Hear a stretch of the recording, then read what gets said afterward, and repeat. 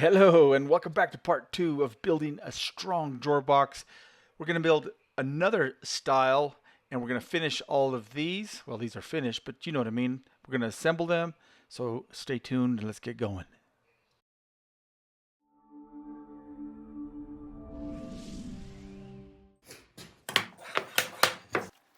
All right, let's assemble one of these. Now this is going to be sped up. So this took about 4 minutes, not quite 4 minutes. And so it's not the fastest way to build a drawer box, but it is definitely the strongest, right? And I'm just using a 23 gauge pin, very small pins, not even noticeable. Clamp those in place, anchor the bottom, and put that last clip strip in place. And then in a similar process, how I check a paneled door, lay it on something flat, tap the corners. I can feel a little bit of loose on two opposite corners. And so I just torque it, right? Just flex it, and that will usually get it to behave. This one was still a little bit loose on those two opposite corners, so I did it one more time until it's beautiful and flat. All right, so these have been out of the clamps for a few hours and just need to get everything flush. Well, we're going to do this systematically. So the tops, you could use DA on that. They're pretty good, maybe a little bit of glue squeeze, not bad. This front, so my sides, I cut them where the material is just under. You can see there's just a little bit sticking out there. This can get flushed up, a little bit of glue there. Same thing on the back side, the bottom's sticking out slightly. A little bit needs to come off there. Easy to do, the belt sander. Put some reference marks here just to show our progress.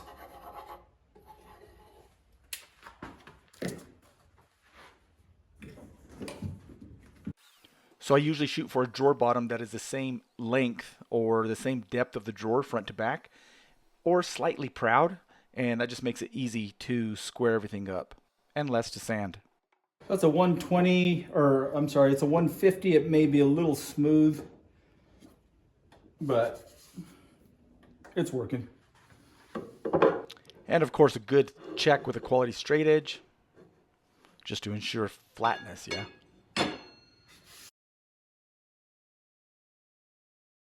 Okay, so I should have mentioned, well, I'll mention it now. When I was using the 23 gauge pin nailer, I laid that out to be out of the way of the dominoes. You certainly don't want to hit one of those pins. I mean, it's a small pin, but it's just going to shorten the life of that expensive domino bit. And you can see I have my 90-degree deck that I sell. It is bolted onto this DF500. I've got a couple of blocks clamped so I can just reference the two dominoes quick and easy.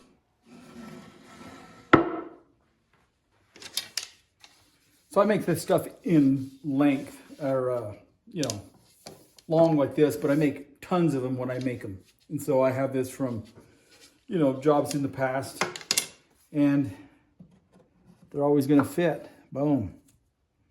I'll cut those a tad long. I'll cut a couple of glue grooves to let the glue escape, and yeah, that'll greatly reinforce that corner, right?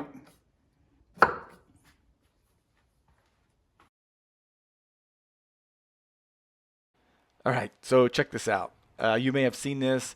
This is a tip for cutting small parts at the chop saw. And this is in my first ebook, Tricks of the Trade, but you're getting it for free here. So I've got this shop vac connected with this hose. And that is connected to this attachment that I can anchor to my chop saw. It has a built-in screen inside, so it captures all those parts before they get caught in the dust deputy. And I can actually set this up to where all of those parts get vacuumed inside the hose, but inevitably what happens once it gets, 25, 30 pieces, then it starts to plug. So I just cut them and then I just move them out of the way. But what the vacuum does is it keeps them from getting chewed up or spit out from the blade and they ricochet across the shop, right? All right, let me show you this thing. It works amazingly well. So I just took an extra extension and added this mesh. It's about an 1/8 screen, 1/8 square screen. I just cut that extension in half, or not in half, but in pieces, and use some epoxy to glue in that screen. Fantastic for cutting tiny little parts. Yeah, man. That's how you do it. Then I can quickly bevel one end of all these shop-made dominoes, and that'll prevent the glue from being scraped off the sidewall of the mortise. So at this stage, all the drawer boxes are assembled, and they have the dominoes in them. And I'm just getting those all flush, right? Very strong drawer box. No rattle with the bottom, even though it's just 1/4 inch. Of course, no racking. That is a very strong drawer box. Put this guy in here.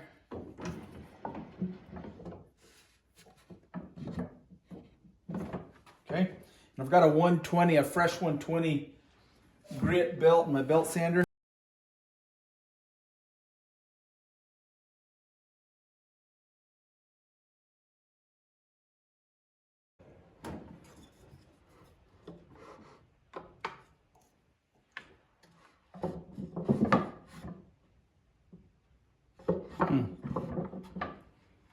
Don't like that. Let me see. Move this guy down. There we go. That's better. You see how awesome that is? I really don't know of a better way to flush up those dominoes than a belt sander. Not only are they flush, everything's smooth automatically.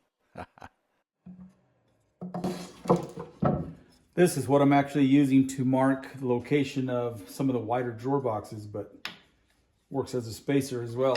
Yeah. Anyway, yeah, man, progress.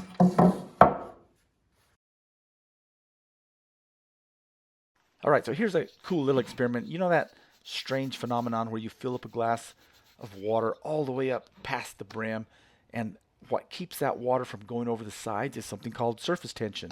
Well, the same thing applies here. You see one part of this board is dry, and that blob of glue just stays put. And the other side, and this is time-lapsed or sped up about over 1.5 minutes is the actual time. It starts to spread out. You can see as the water or the moisture is dissipating from that board, that glue is spreading out. And I know that blob was bigger to start, but it doesn't matter. It still spreads out.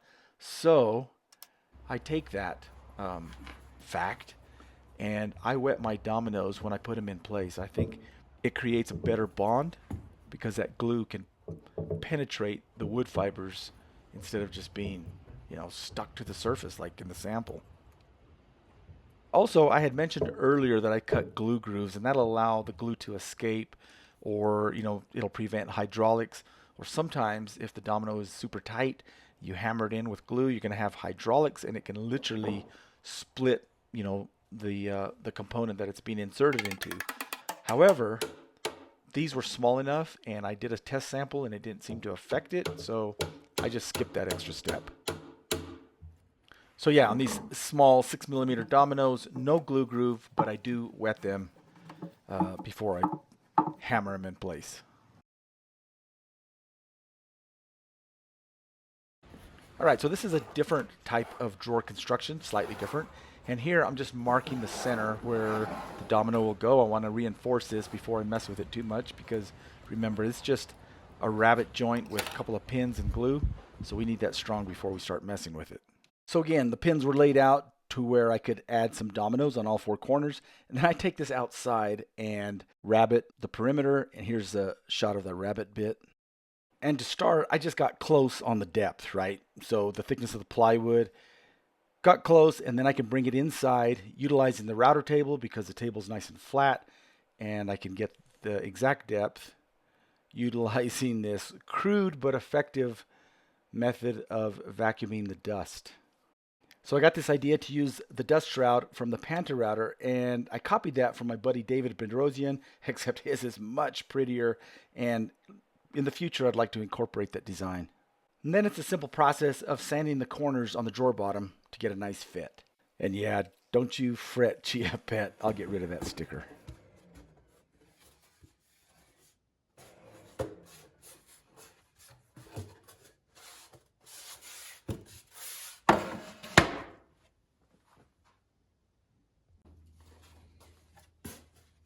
So after I get the bottom glued in, I pin it with 18 gauge pins. They're not headless, so they hold a little bit. Even though I'll check under here, any places where they're slightly gapped, I just add some squeeze clamps. Set up these bench horses on cast iron surface, nice and flat. Check it. Then you could add a weight if you want, just to ensure that it's gonna stay flat as the glue cures, yeah. And of course, once again, break out the belt sander. I mean, come on. How else would you do this? Not bad, right? You can see a little bit of a gap there, but it's the bottom of the drawer box. It is not going to show. These are tight, strong. And here's an added benefit of putting in a bottom like this and gluing it in solid, whether it's in a groove and it's glued in, or in a rabbet and it's glued in, is besides it not being able to rack, it's also not going to flex. That is so strong. I mean, you can just feel how strong that is. If we were to add another layer on top of the drawer, that would be the principle of a torsion box. Flat? Has to be, right? Yeah, man. That is awesome. All right, so here's another drawer box, and you can see that this one I went ahead and made the drawer box, and then I simply used a rabbet bit to cut a recess or a rabbet all the way around and inset the bottom. And here's another one that's probably an easier way to do it by simply, let me see if this will show. Yeah, so you can see this plywood bottom, right? So the fronts and the backs are shorter than the sides. By the thickness of the bottom, yeah. The sides are rabbeted at the table saw prior to assembly. And we're utilizing that bottom to make everything square and rigid and strong.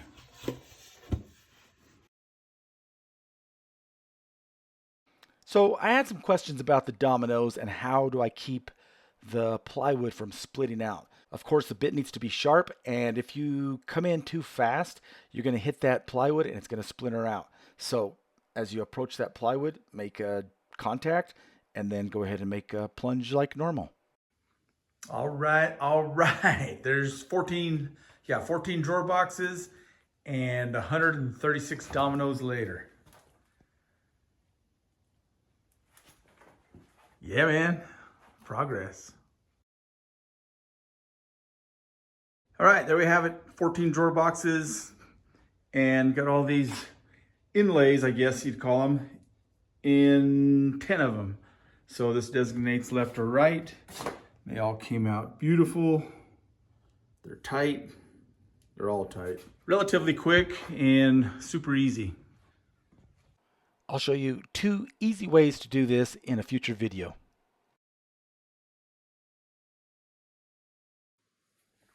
All right, so we're in my garage, and I counted my drawers. There's 47 drawers in my shop, and they're all built this type of construction. This is a 5/8 millimeter drawer box, 1/4 inch bottom. You can see this is loaded with tools. I've never had any problems. Super, super strong.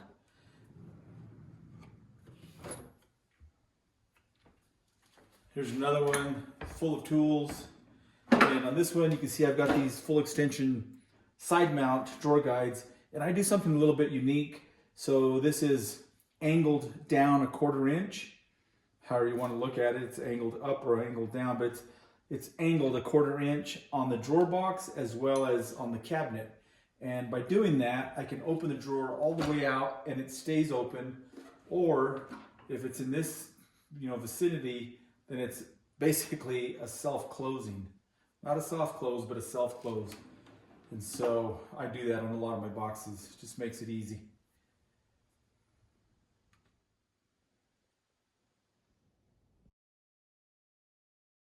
So this stand has some drawers, holds my lathe, and this thing is loaded. It's got a lot of weight in it. Got a tap and die set there, some metal down below. Most of these are loaded with tools and heavy stuff. But with this type of drawer drawer box, no problems. Look at this one down here. It's got some very heavy components for the lathe. That's probably 10 or 12 pounds. 1/4 inch drawer bottom. Very strong, no problem. Man, I gotta tell you, these drawer boxes came out fantastic. Beautiful, smooth, strong, right? And some of these, I use the Dynapro 2D, I believe, and it just requires a, this hole in the back, right? Let me show you one of these. Set this guy down. These are the Dynapro 3D, and it requires this little clip that goes on here, so you don't have to drill holes in the back. You just gauge where this goes and add these clips, and with that you have height, side adjustment in the back. I think probably not all that necessary, but I went ahead and did it because all these drawer fronts, it just makes it easy if you have some adjustment, up and down, sideways. So yeah, these just feel so good. So on my finishes, this was a lacquer. This was a pre-cat lacquer, and I used 2 seal coats with lacquer, not sanding sealer. 2 seal coats. I sand everything back with 220 grit and maroon Scotch-Brite, and then 1 final coat that has been thinned quite a bit. So it, with that thinner, it lays down beautifully. You don't get any overspray. Boxes are kind of notorious for getting overspray in the corners because you have turbulence as the fan goes in there and it blows around. But if you thin your material On the final coat, then you reduce that because everything goes on wet. So the trick when you're spraying lacquer or any type of, even automotive paint is to keep everything wet. As you keep it wet, so you have to work quickly, keep it all wet, and then it can all dry at the same time and you don't get dry, rough spots with overspray. I should do a finishing video. It'd probably be a good idea. all right, so I'm super pleased with the drawers and how they came out. And so all that's left for me to do is install all these drawer fronts and a door. And I sincerely hope you got some good use out of these couple of videos. Please remember to click like and subscribe. And as always, thanks a ton for watching.